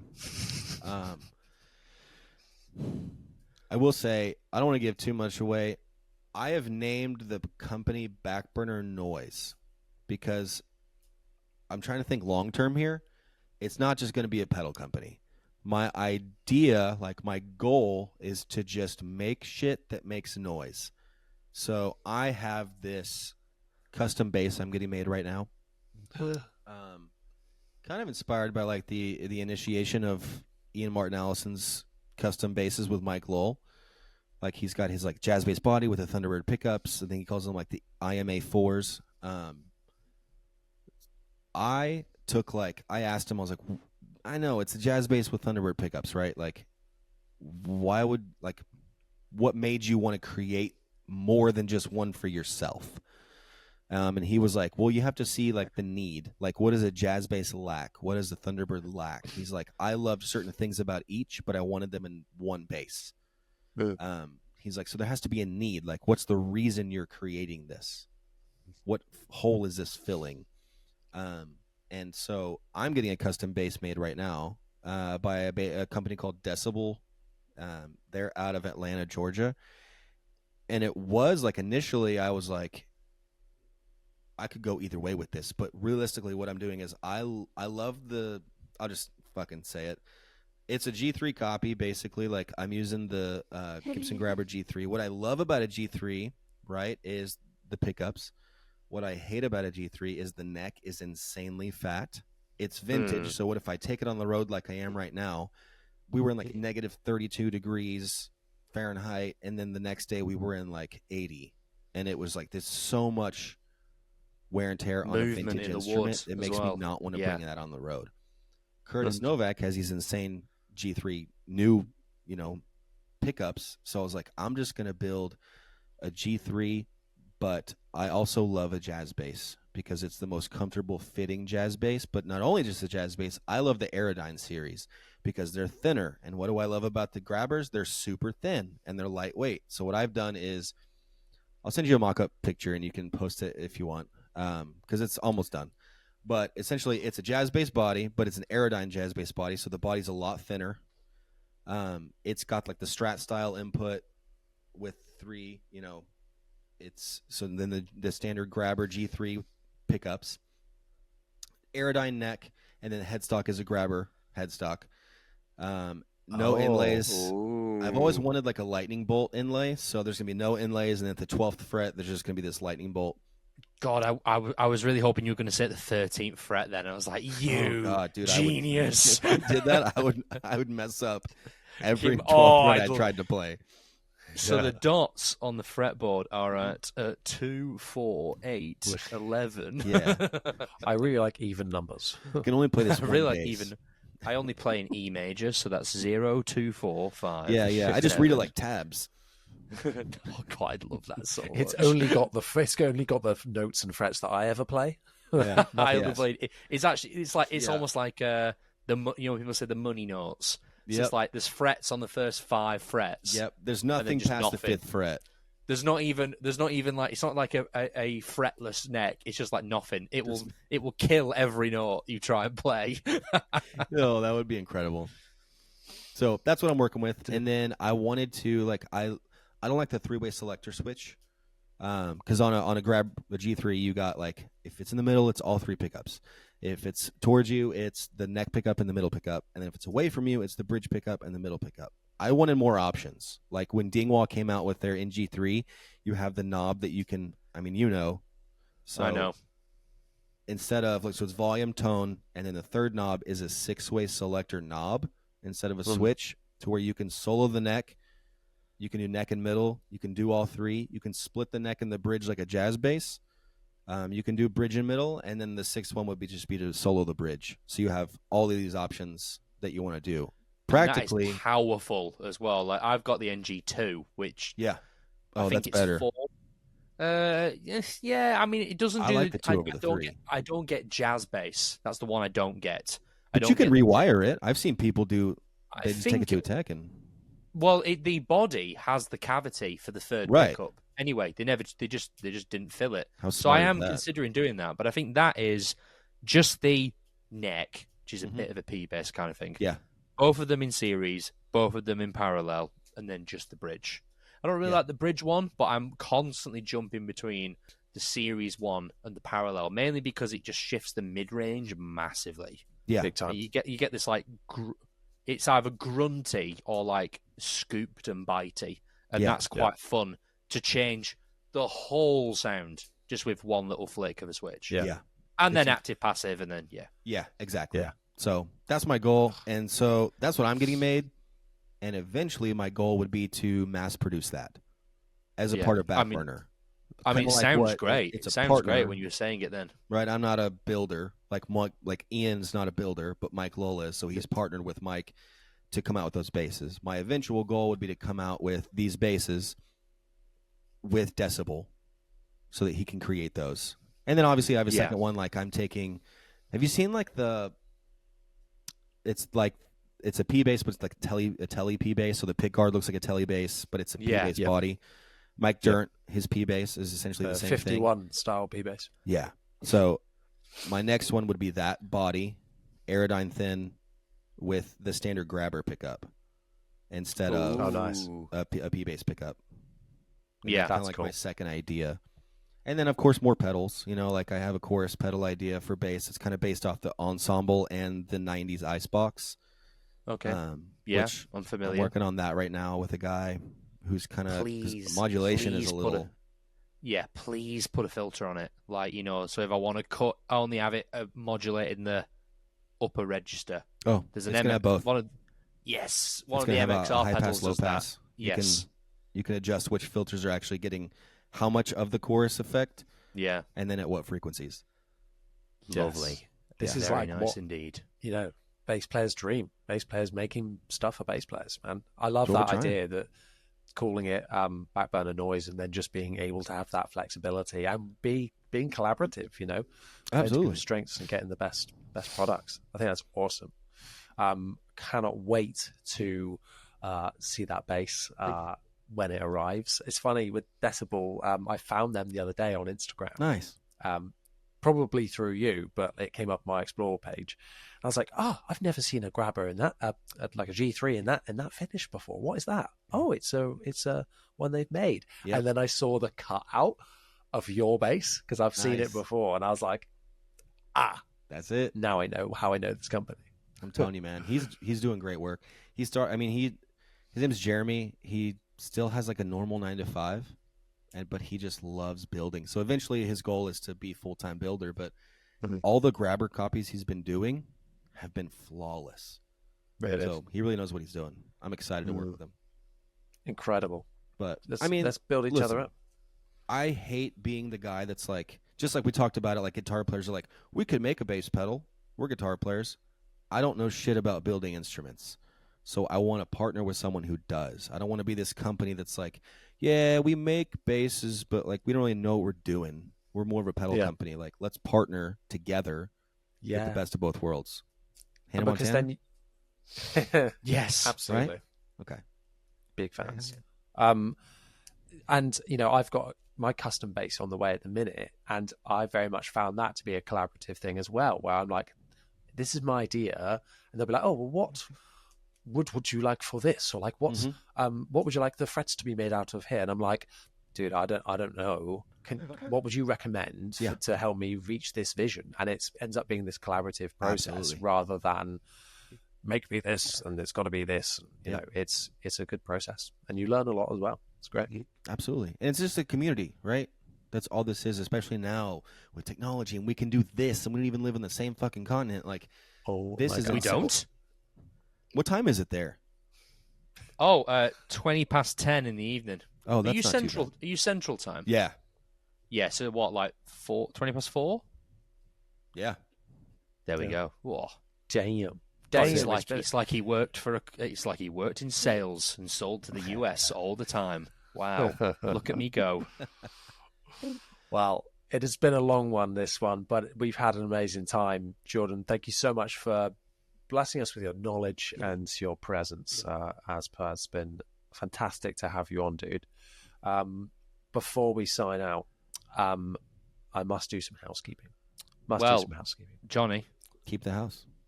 we've missed a bit. Oh my God, we have missed a bit. We have the best bit. I've been too keen. Well, it's been like 7 hours. It has. It has, but it's flown by, my friend. Before we get to the housekeeping, and before we sign off, we need to speak to you about some topics, okay?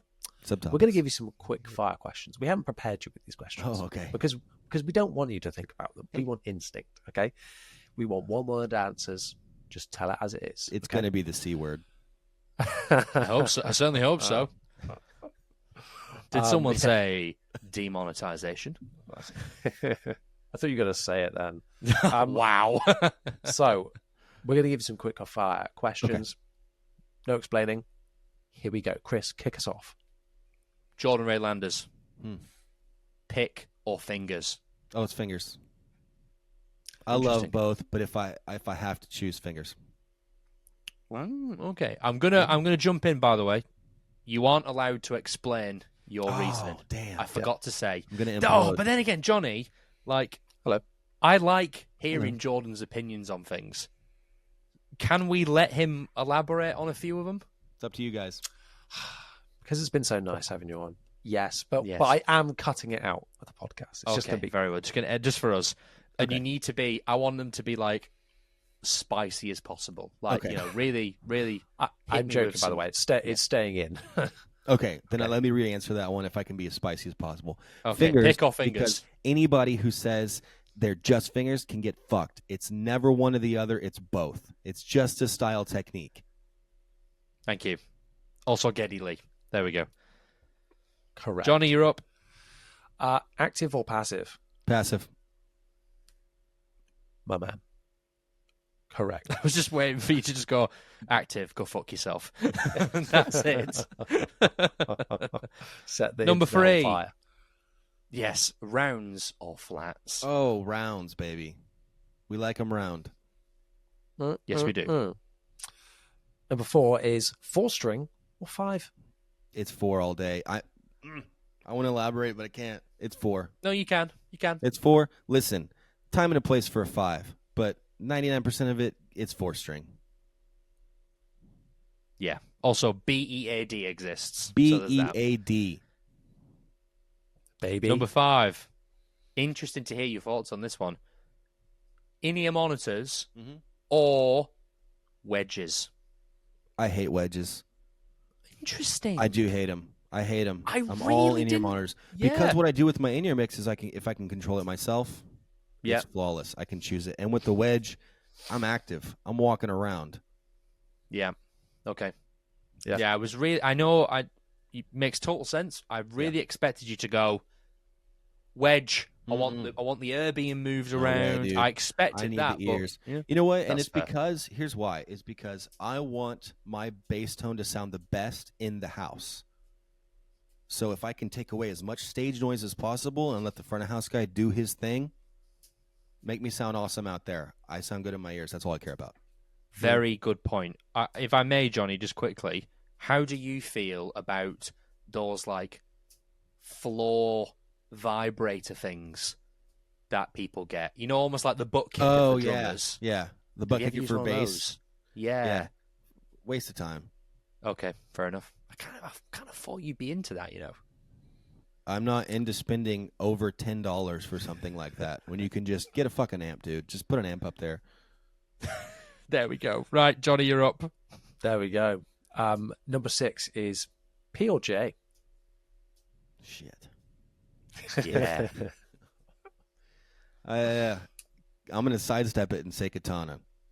No, not allowed. Katana's a P bass. So Well, is then a you've P. said It's P. P. Then you've said P. It's There we go. P, begrudgingly.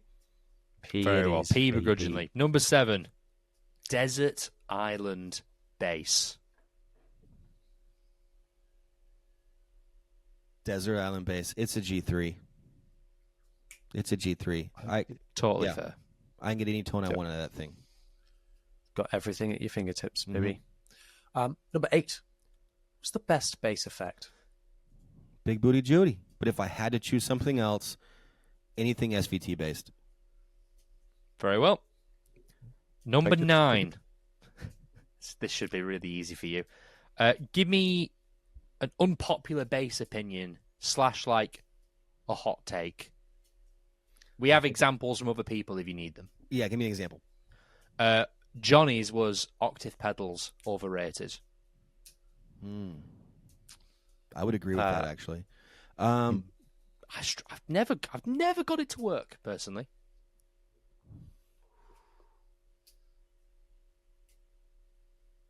Those basses with like 7 knobs, no one gives a shit.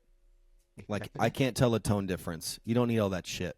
Like, stop. Just stop. You can't tell. Up. You can't tell a difference. Yeah. That's my hot take. Yeah. Passive overactive, baby. Passive overactive. Last one. It's all you, Johnny. The last one, and probably the most important. I'd probably say the most important part of your career so far. This question, perhaps. Absolutely, it's all come to this point. Absolutely, okay? You're losing your gig if you get this wrong. Yeah. So good luck. And we're deleting the episode. Yeah. What Star Wars character would be the best at bass?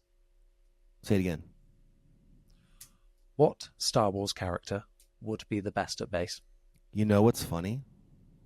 You're gonna hate me. Oh no! I know what's coming. I know what's coming. You know what's coming. Oh no! Haven't seen Go him. on. Oh God! And I will say, my front of house engineer is gonna murder me because every time we get on the bus, he's like, "We're watching Star Wars. I need to show you these." I've seen maybe 2. Okay. But that's it. I had prepared for this. So, Johnny, if you're happy with this, go on. Yeah, I also have an idea, but go on. Shoot the shit, man. Go for it. I was going to say we will allow you to swap franchises. So, for example, are you a Lord of the Rings guy? Oh, am I a Lord of the Rings guy? Yes, you are. I remember correctly.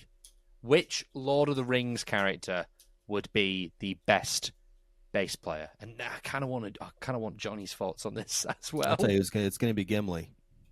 Oh, he took mine. It's going to be Gimli. He took mine, man. Yep. I just 100%. think he'd troll stomp the shit out of it. Like, he'd put it on. Everyone else would overthink it or try to play something melodic, and he would just do exactly what I do. Overdrive into a fuzz, crank it up, and just blast the shit out of the Orkai. Yeah. And you're looking around, you can't see him, but you can feel him. You feel him. You know, he's a bass embodiment into a human. Like, that's all he. Dwarves are just bassists. Yeah. I was gonna say like Boromir, but you know what? I will say he's my favorite character. I related with him the most. Fair enough. And we would probably die in the first 2 hours if it were like an actual band. Totally. Boromir dies, bass is done. They just track it for the rest of the trilogy. Exactly. Yeah, it's on track. Yeah. Yeah. Not bad. Johnny, do you have a different one just in case, apart from Gimli? I mean, thank you for choosing the short ginger, guys. I really appreciate this. Thank you. Well, that was their inspiration. Solidarity. I don't think so, but I was thinking, has there been? I don't think there has been in the movies. Okay. Was there ever a character that was replaced with a different actor? Because I feel like that is the most bass player thing. Oh, like recast. Oh, recasted? Between films. I don't think there is. Not in Lord of the Rings, not that I remember. No, if this was Marvel, we would be Don Cheadle. Yeah. Oh, the War Machine. Rhodey? Yeah. War Machine would be a cracking bass player. Sure. Absolutely. Because it's like three films in, he comes back with like a 5-string active bass because he's like Iron Patriot. Yep. Dude, Marvel. Okay, who is it for Marvel then? Doctor Strange is clearly a keyboard player. Oh, absolutely. So that's fair. He's just the embodiment of Ableton. I was. War Machine would be a decent one. Captain America's like rhythm guitarist. He is Bruce Springsteen. Absolutely. Hulk is just drums. Fair. Oh my god, yeah, absolutely. I reckon Ant-Man would be a pretty sick bass player. What's your reasoning? Oh, like sometimes you just gotta be like a dude. You know what I mean? Yeah, It's a good bass player. He's your like just dude that sits in the back, and then when he hits that engage mode and he's like twice the size he needs to be, that's when you're like 3 hours, a 3 hour set. He's done nothing but the root, and then all of a sudden he just rips this insane solo that exactly. It's all chill, and then you look down the set list and realize Higher Ground is coming up on there. He's just waiting for it. Or like Never Too Much by Luther Vandross. He's like, I got this, guys. Boom. And we're always, overlooked, underestimated, but can pack a punch, man. Yeah, and have a really bad third movie. Yeah. Terrible movie. Let's not talk about that one ever again. No, I don't want to talk about Quantumania. Thank you. Just ready for Deadpool. Bring it on. I'm ready. Well, I think Wolverine would be very good on bass as well. Oh, absolutely. But he would be his own. He'd be like a Flea, to where like he is who he is. He wouldn't just be like an all-around, can do anything. He'd be very specific. Yeah, I think we can all agree the worst bass player in the X-Men would be Cyclops. Oh, he'd be a terrible bass player. Absolutely. Anyway. Is it because he's white? Incredible. No. Oh, because he can't see. Yes, because he can't. He's blind. Is he? No, Cyclops, because he's just like a bit of a dick. Do you know what I mean? Yeah, like, he's always like butting heads to be like the front and center of the team. Yeah. Like he's always clashing with Wolverine. He's trying to impress Jean Grey constantly. Like this is nerd talk. Good work, everyone. Yeah. So what is he? If he's somebody, he's got lead singer syndrome. He's like the guitar. He's the lead guitarist, but he also thinks he's a better singer than the singer. He's Richie Sambora from Bon Jovi. It. You got it. He's always trying to climb in over the top, and everyone's like, "Dude, you're not the main guy." Yeah. Like, settle down. It's this guy over here. Exactly. That was good. That was fantastic. Good. Next time we'll do Batman. We'll do Batman. That's my shit. Okay. And I promise, by the time I see you in February, I will have watched all the Star Wars. Very well. If not, I wouldn't be in the band because Matt, the front of house guy, would kick me out. We'll kidnap you, leave you in a hotel room. It's like, don't come out until you've watched the first 6 Star Wars movies. You don't have to do why just the first 6? Well, there's 9, but the other 3 that came out a few years ago, I think you just don't need to watch them. They new aged them. Yeah. They're just not very well written. I just don't think it was a lot of like, did we need these films? Like, did they? I understand the prequels because it's like you're beginning the story that became the first 3 movies. You're setting everything up, and overall, I think it works. But the sort of like sequel trilogy they did like 10 years ago, there's just like it was like done. They it's saved like a bad the fanfic. Day. Yeah, it's like unnecessary fan fiction. Yeah. Anyway, my dudes, thank you so much. That was a glorious section to end off this glorious podcast. A long one, but a wonderful one. I hope you'll agree. Dudes, if you want to go and follow us on Instagram, you can and should do that. It's at In The Pocket Pod. You can answer or ask us any questions you want, and we will answer them on this very podcast. You can have says about who's going to come on the podcast, just like you did with Jordan. Look, we've made it happen. He's here. He's real. What a guy. If you're listening on Spotify or any other kind of listening platform, make sure, oh my God. Sorry, I had to. He was one-upping me with all the pins. Jeez. Make sure you go and subscribe to us on YouTube. And on your listening platform of choice, guys, you're distracting me. Sorry. Boys. Rate us 5 stars. Rate us 5 stars wherever you're listening. It really helps. Let's do algorithms. Helps us reach. Oh my God, my brain is done. Help us reach more people. And yeah, it's just going to be all gravy from there, baby. Jordan, where can people find you? What have you got going on in your life? I'll tell you right now, Instagram at Jordan Ray Landers or the Pedal Company at Backburner Noise. You can also find me all over the U.S. until February when I'm going to come stay at your house. Incredible. Yeah. And they're welcome Party of Johnny's with open arms, baby. Chris, where are you on the interwebs? You can find me quite literally everywhere under That Guy on Bass. I am still considering a name change, but for now, it's going to be That Guy on Bass. We're going to leave that there for the foreseeable future. I gave you one earlier, remember? So I think you should have that asshole on bass. Yeah, that's the one. See if it's taken.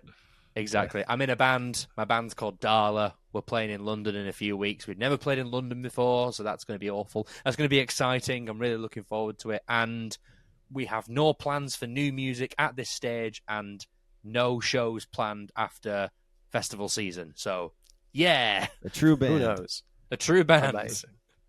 For myself, you can just reach me at Jonny Dibble on most platforms. And yeah, subscribe on YouTube, follow on Instagram for all that daily bass content shizzles. Guys, thank you so much for joining us. And everyone at home, thank you so much for listening. See you next time. Bye.